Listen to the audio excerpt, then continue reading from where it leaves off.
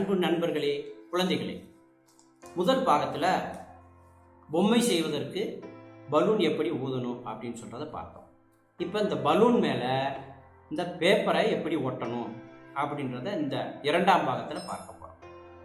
இப்போ அதற்கு முன்பாக நம்ம ஒரு செய்தித்தாள் எடுத்துக்கிறோம், முழுவதுமான ஒரு செய்தித்தாள். இந்த செய்தித்தாளை எப்படி கிழிக்கணும் அப்படின்றத நம்ம பார்ப்போம். இப்போ முழு தாள் ஒன்று எடுத்துக்கிறோம். முழு தாளை முதல்ல இரண்டாக கிழிக்கிறோம். கிழிச்சிட்டோமா? கிழிச்சிட்டா இரண்டில் ஒரு பகுதி.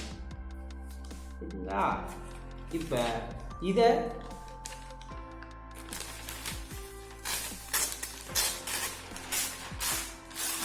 இதையும் இரண்டாக கிழிச்சிடுறோம்.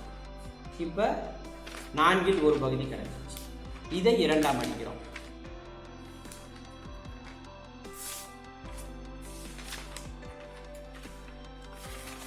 இதையும் இரண்டாக கழிக்கும் பொழுது எட்டில் ஒரு பகுதி கிடைச்சிருச்சு. இப்போ இதை இப்படி மடிச்சுட்டு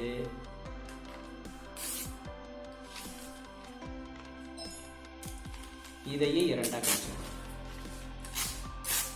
கிழிச்சிட்டோமா? இப்போ இது 16இல் ஒரு பகுதி. 16இல் ஒரு பகுதி கிடைச்சிருச்சா? இப்போ இதை மேலிருந்து நெடுக்கு வசமாக நம்ம கிழிக்கணும். ஒரு அரை இன்ச்சு இல்லாட்டினா 1 சென்டிமீட்டர் அளவிற்கு மேலிருந்து கீழே செய்யணும், நீளமாக கிழிக்கலாம். இப்படி இப்போ நமக்கு காகிதங்கள் நெடுக்கு வசமாக இவ்வளோ கிடைச்சிருச்சு. ரொம்ப நீளமாகவும் இருக்கக்கூடாது, ரொம்ப குட்டையாகவும் இருக்கக்கூடாது. என்னுடைய அளவு தான். ஒரு இரட்டை மடிப்பான அந்த செய்தித்தாளை 16இல் ஒரு பகுதியாக நீங்கள் கிழிச்சிடுறீங்க. கிழிச்செடுத்தா இப்படி நமக்கு பேப்பர் கிடைக்கிறது.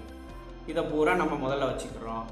அப்புறம் இந்த பலூனில் எப்படி நம்ம இந்த பேப்பரை ஒட்டுறோம் அப்படின்றது முக்கியம்.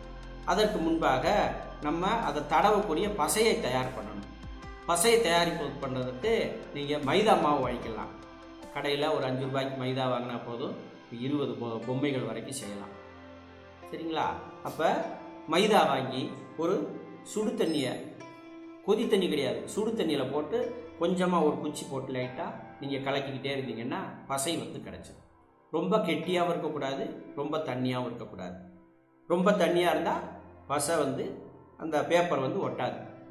நான் இப்போ முன்னாடியே தயார் பண்ணி வச்சுருக்கிறேன். பசை இந்த இருக்குது, ரெடியாக தயாராக இருக்குது. தயாராக இருக்கிறத ரொம்ப கெட்டியாகவும் இல்லை, ரொம்ப தண்ணியாகவும் இல்லை. இப்போ பசையை ஒரு கிண்ணத்தில் எடுத்து கிண்ணத்தில் ஊற்றிக்கிறோம்.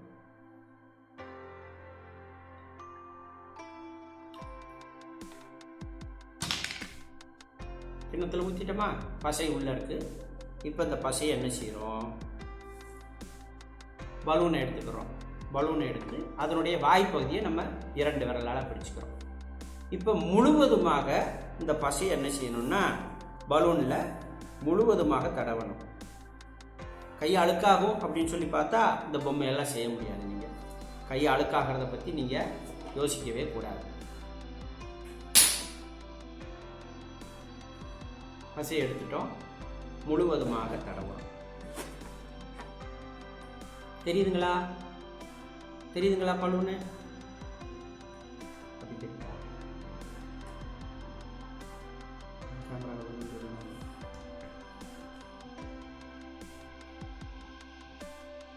தெரியுதுங்களா? முழுவதுமாக நம்ம என்ன செய்கிறோம்? பசையை தடவிடும்.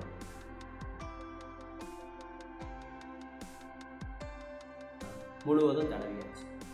இப்போ கிழிச்சு போட்ட பேப்பரில் ஒரு பேப்பர் எடுக்கிறோம். எடுத்து மேலிருந்து கீழே ஒட்டணும். மேலிருந்து வாய்ப்பகுதி மறைக்கக்கூடாது. மேலிருந்து கீழே அப்படி ஒட்டணும். ஒட்டுனதும் அடுத்து மறுபடியும் இந்த பலூன் முடிகிற வரைக்கும் மறுபடியும் பசையை தடவிட்டே தான் இருக்கணும். அந்த பேப்பருக்கு மேலேயும் பசை தடவணும். அடுத்த பேப்பர் எடுக்கணும், மேலிருந்து அதுக்கு மேலேயே ஒட்டணும். ஒட்டியாச்சுங்களா? மறுபடியும் பசையை தடவணும்.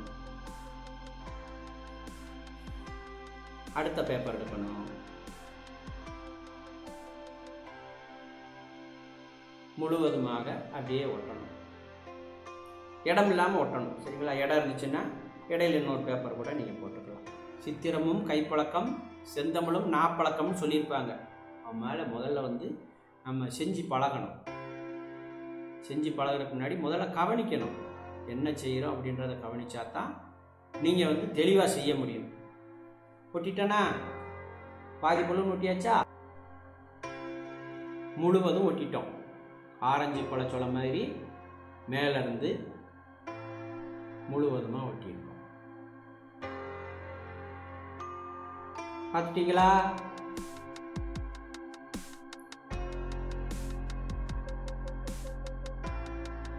இப்போ ஒட்டின உடனே அடுத்த லேயர் ஒட்டக்கூடாது.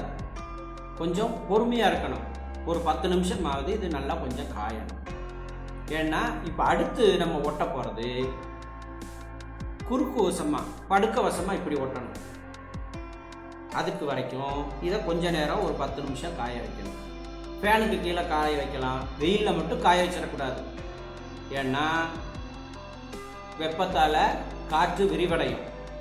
அறிவியல் தெரியும்ல? அப்போ பலூன் என்ன செய்யும்? பலூனில் இருக்கிற காற்று விரிவடைஞ்சு டொப்புன்னு வெடிச்சிடும். அதனால் கொஞ்ச நேரம் ஒரு 10 நிமிஷம் நிழலில் காய வைக்கணும். இப்போ காஞ்சிருச்சு. இப்போ மறுபடியும் கழுத்தை பிடிச்சிக்கிறோம். இப்போ 10 நிமிஷம் ஆயிடுச்சு. நல்லா எல்லாம் காஞ்ச பிற்பாடு மறுபடியும் முதல்ல நான் சொன்னேன்ல, அதே மாதிரி முழுவதுமாக பசை என்ன செய்யணும்? பலூன் முழுமைக்கும் நம்ம தடவணும். 10 நிமிஷம் ஏன் காய வைக்கிறோம்னா, போட்ட பேப்பரு இப்போ பசை தடவும் போது எடுத்துக்கிட்டு வந்துடும். அதனால் மறுபடியும் முழுவதுமாக 10 நிமிஷம் கழித்து நம்ம ஒரு பேப்பர் எடுக்கிறோம். இப்போ படுக்கோசமாக கவனம். பேப்பர் ஒட்டின பிற்பாடு அதுக்கு மேலே என்ன செய்யணும்? பசை கட்டாயம் தடவணும். தடவிட்டோம்.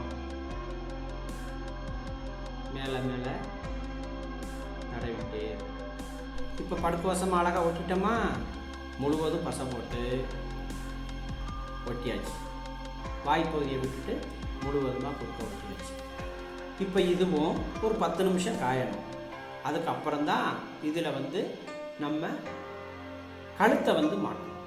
கழுத்தை வந்து இதில் வந்து ஃபிட் பண்ணணும். இப்போ 2 லேயர் ஒட்டியிருக்கிறோம் நம்ம. இதற்கப்புறம் கழுத்தை வந்து இங்கே ஃபிக்ஸ் பண்ணுவோம்.